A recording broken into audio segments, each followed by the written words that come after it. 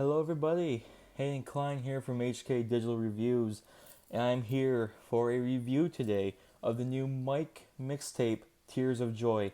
Mike is an artist that's been around for only a few years now, mainly known more underground, not really a mainstream rapper of any sorts, which explains more why he has the abstract experimental style that he's been fronting on, at least for his past couple projects. Now, Mike had a really busy 2018, and I didn't realize this. I actually did not hear about this man until this year, but apparently he released four projects last year. I believe two mixtapes and two albums, and I think he also had an EP, so I guess five technically, if you want to include the EP. So he had a busy 2018, and I guess 2019 he's not really slowing down as he's already released this album, or mixtape I should say, which I guess I shouldn't say already because it is halfway through the year essentially, so there's that. But anyways, he's still out here making music. I kind of wish I heard about him last year so I have more to talk about when it comes to this mixtape. But I could just tell from the album cover of this thing that it was going to be kind of a trip in a way because you can tell already it's going to be gloomy. The album's called Tears of Joy with a man that's crying on it and like this very stacky kind of like background, anything like that, and you see like a cross at the bottom of it too. You know it's going to be something interesting, something that's going to be worthwhile. And to say the least, yeah, this album was worthwhile.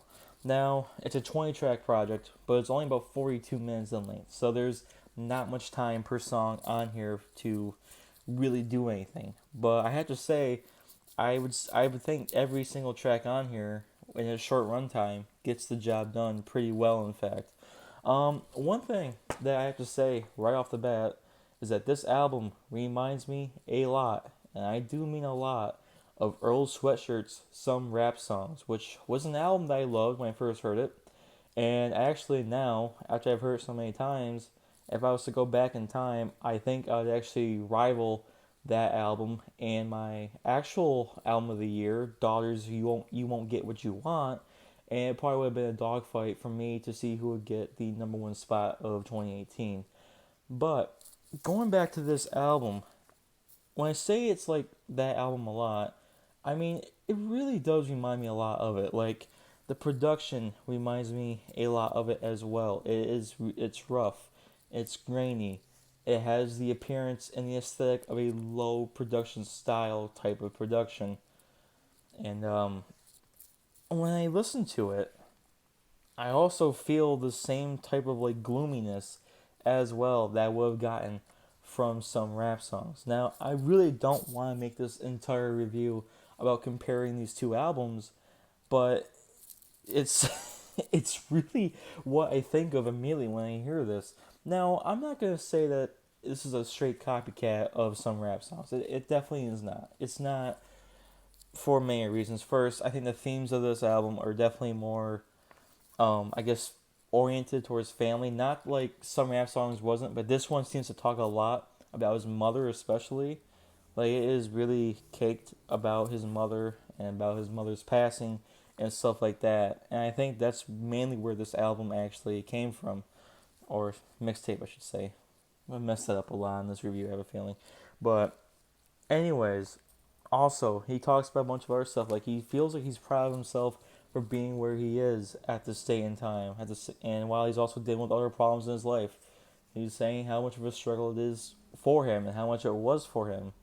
And at the same time, it's like he's talking about these sad things, and he's also talking about some of the happier things too about his life, which I guess could really explain the album title "Tears of Joy." Even though not everything in here is joyous to the point of tears, I think some of the tears that he's expressing also happen to be of pure sadness. Because again, there are songs on here such as "True Blood" that is about his mother's passing, where he's kind of like a crossroads with the religious side of his family, where he's not, and how his mother was religious and how his sister became religious and stuff like that. And he's kind of going at himself with how he should feel about being religious or even being part of a religion. For a minute and like I don't know 20-second long song. It's pretty captivating, pretty emotional, pretty fantastic. Of course, it's towards the back end of the album. Let's see more on this. So back to the whole song length. Most of these songs again are very short. And that actually kind of led to a good amount of this album to be predictable, which is one of the downsides I will say about this album. Most of them feature one verse and then maybe a chorus or an outro, and that's it. That's basically all it is. And some songs don't even have a chorus or an outro. The instrumental takes itself out along with it. But in some cases, the instrumentals seem to run way too long than they should have. Like tracks like, hold on here, we got tracks like Whole Wide World, which is the second track on here, and then we have the track Foolin' Me, which for some reason why have like these 30-second outros of the instrumental just repeating on itself with really like no substance or no spice added to it to really warrant that to happen. So I'm kind of confused as to why that is, because it really just makes it make it a minute long song into a minute and a half, minute 40-second long song. When really to get the point across, it could have been a minute, maybe a minute and 10 seconds to let the instrumental kind of go and maybe even fade out. Who knows? But just to have it run for about 30 or 40 seconds and then start to fade out, it just kind of seems pointless unless you're going to change the production of the song mid song or towards the end of the song, or you're going to add something to it. I don't really see the point. No matter what kind of message you're trying to get across, it's just not for me. Just I don't know why you do that. But that of course is just me. Um so I guess to go over some of my favorite tracks, I'm not gonna go through too many tracks in here because there are 20 tracks, and to be honest with you, there's definitely not a single bad track on here. There's every single track I think, to a degree, I actually did enjoy. Even I could even say love, to be honest with you. But I guess the first track that really just comes to my head is the song "Take Crowns." This was really the first song on the album that made me think immediately of Earl Sweatshirt. Again, mentioning him, trying not to. Sorry, but again, it just really does. Production is fantastic on it.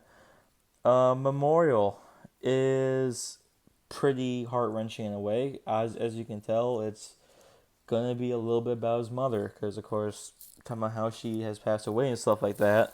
The production on it is also pretty gloomy, pretty depressing as well, and that happens. No question that the saddest and darkest moments on this album occur when the production is dark as well as the lyrics do. They definitely, every time you hear the production starting to sound gloomy or depressing or saddening, you know almost what it's going to be about. And half the time it usually is about something about his mother, which again makes you think that this album was more of a tribute to her than anything else, which I think is a great thing actually. I think that's pretty cool that somebody would do an album based upon that.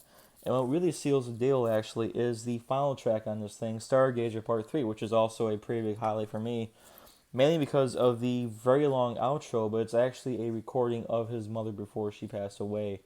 That's very touching, talking about how much she loved her mother and loves her daughters, and especially loves her son Michael, which is obviously the rapper that did this mixtape.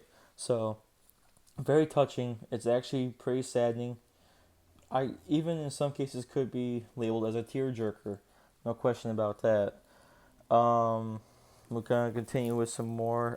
Let's start with the track Parks. Actually, Parks is probably the most straightforward rap track on here. The only track I think that has a beat that's not too abstract, and even then, it's still a pretty abstract beat. It's not very normal by any means, and that really has to do with the gritty, low quality style of production that is on this entirety of this album and on this song. So, and he himself ends up making the song sound abstract because he comes in the beat a little bit off tempo, but then starts slowly but surely getting on tempo with the beat. And it's actually kind of cool hearing how he does that, how he just kind of starts melding his voice in slowly. Then he kind of starts getting faster until he has actually a pretty decent flow, which is another thing I want to mention real quick before I forget. His flow on this album throughout is, however, slightly monotonous, still pretty great. Um, yeah, and his voice is kind of, kind of more drab and a little bit gloomier too, which, I hate to say it, reminds me of some rap songs from Earl Sweatshirt.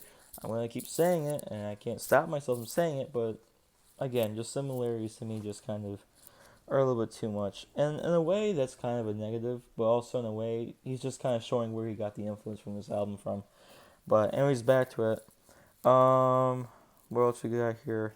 So, Sleepwalk is another track that I've been liking a lot. This is probably this track with the clearest production on here. It has, like, the production doesn't sound like it's under this gritty filter of, I guess you'd say, noise or something like that.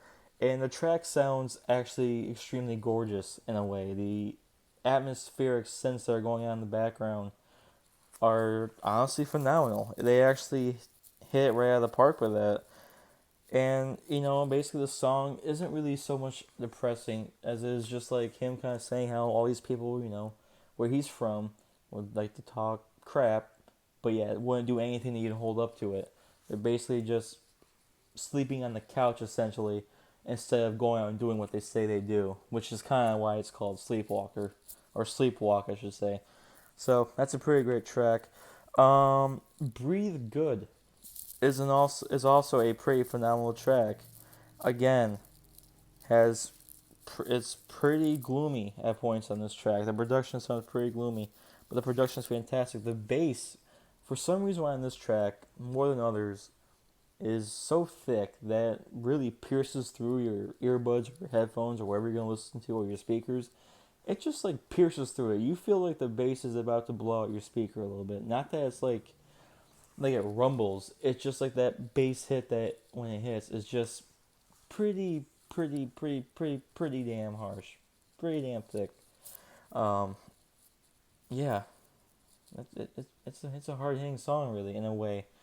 Not that anything else about it's hard hitting. He's got that more gloomier kind of flow. The production's kind of sad sounding, but that part there really just kind of takes over the song as the forefront. If that was done on purpose, I'm not too sure, but it's just kind of interesting. Like the track Suffocate, I kind of said before why I liked it. Just the gloomy production. Sounds great. Lyrics are great. They're great. True Blood, I talked about that one. And then Stargazer as well. Another track I like a lot.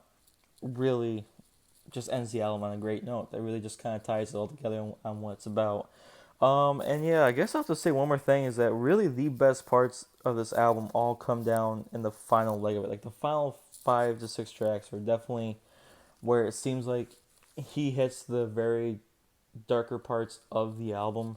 He definitely kind of goes into it more with like stories of what was happening during the time that his mother was sick or whatever, or dying, and it's just it really starts to kind of get really sad, and kind of like I don't know. I've said it a lot this review, but depressing. Yeah, it really is just gets depressing. I really don't know if I have too much else to say about this, but yeah, no, I really don't actually. Except I admire that this album exists. I think that Mike has done something here that's pretty fantastic. I do think, though, in a way that this mirrors some rap songs just a little bit too much. And that ends up kind of being a little bit of a negative, in my opinion. Although, I will say this, it is still pretty different from some rap songs, but in this way, too, it's also a little bit negative. Some of the production and beats kind of sound the same at some points. He doesn't really try to branch out with the style. There's a lot of like soul and slight jazz like production that's in the background of most of these songs. If actually all of them, I don't think any of them really change, and that's fine. But the problem is that it's not as stylistically great as I might have hoped it to be because of this, and I kind of wish that there was some more slight variety to what he was doing when it came to production and beats on here. Now, I'm not too sure if he actually did his own production or not. I didn't see that yet or anything like that. But that just kind of shows that I wish that whoever did it, if it was him, I think he could have had more variety on it.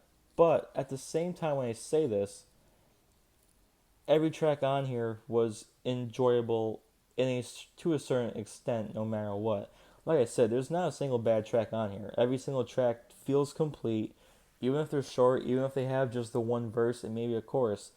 The point is gotten across, the beat has done its thing, and they move on to the next track, which I guess you could almost say moves on to the next story. Even though there's a flow on here, like there's a story between lyric and to lyric to lyric on each track, it still feels more that way no matter what. So, yeah, and I think that's all I gotta say about this. I can't really think of anything else. And with that, Mike, Tears of Joy, it's gonna get a 9 out of 10. So, there you have it. Thank you so much for watching. If you liked what you've seen, like, comment, subscribe.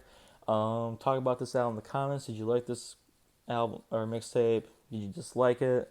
What part did you like about or dislike about it? Do you think this sounds too much like some rap songs? Do you think that he may have taken too much from it?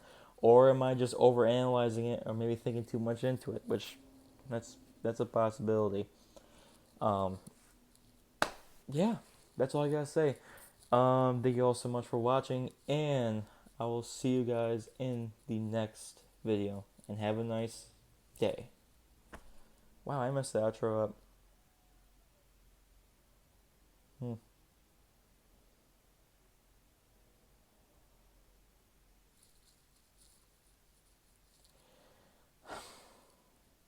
Day was going pretty well, wasn't it? Then went to shit, didn't it? Oh well. Either way, have a nice day.